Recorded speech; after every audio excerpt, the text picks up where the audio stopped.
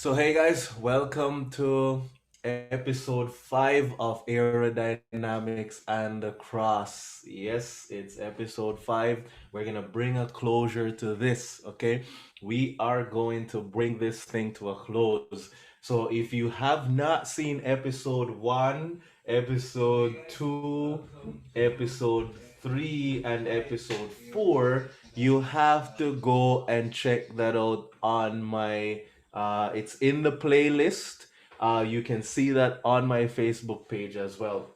So in episode 1, we realize, and as we've been sharing, that there are four forces acting upon an airplane during flight. We have force of thrust, we have force of drag, we have weight, and we have lift.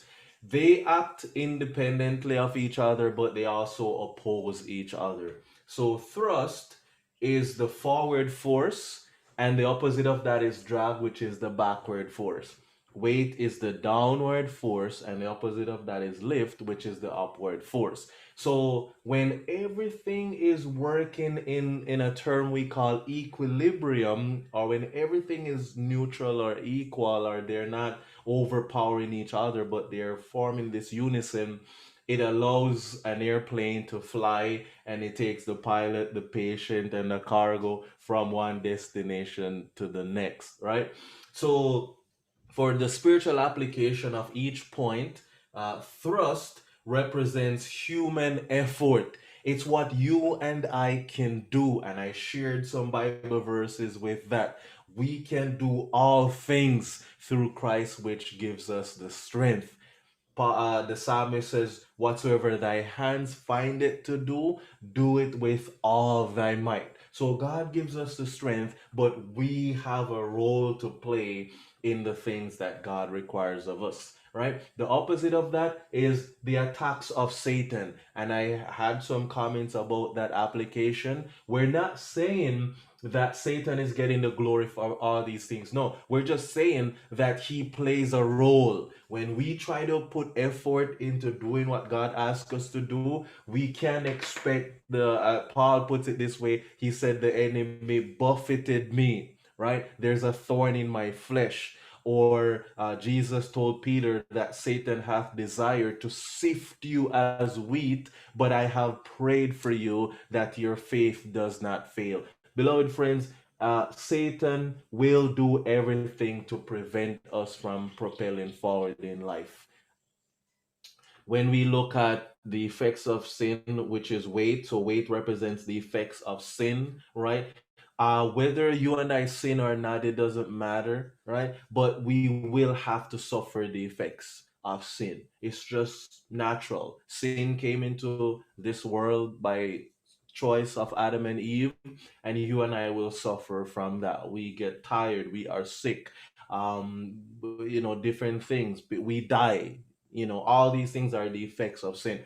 And then part 4, I look at lift, which represents divine health. It's where air flowing over the wings, and they design the wing in such a way that when you add the power, the wheels begin to taxi down that runway or that airstrip real fast. And as a result, the air is now flowing over the wings in a really fast speed.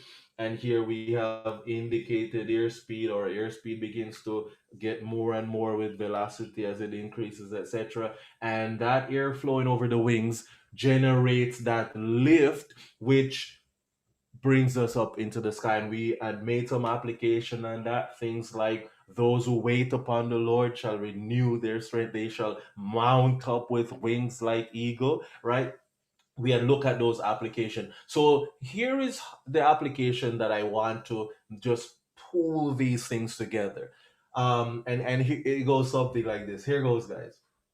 Many people in life, there are many people in life, they have very good thrust. They have a lot of human effort. They have their educational background. They have their nice family. They have life on a silver platter, we will say. Very rich, and they have a lot of resources. They don't struggle as others will do. So we would say they have those nice thrust, good engine that can propel them in life, and they can overcome whatever challenges they face just by their effort to move forward in life. But you know what happens, beloved friends?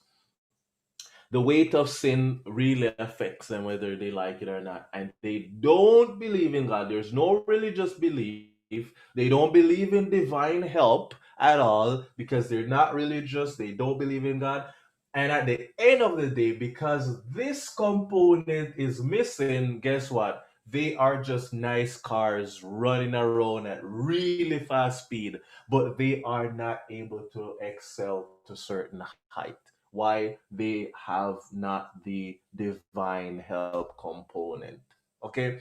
And so, in order for the plane to move forward, the human effort has to exceed the attacks of Satan or the drag.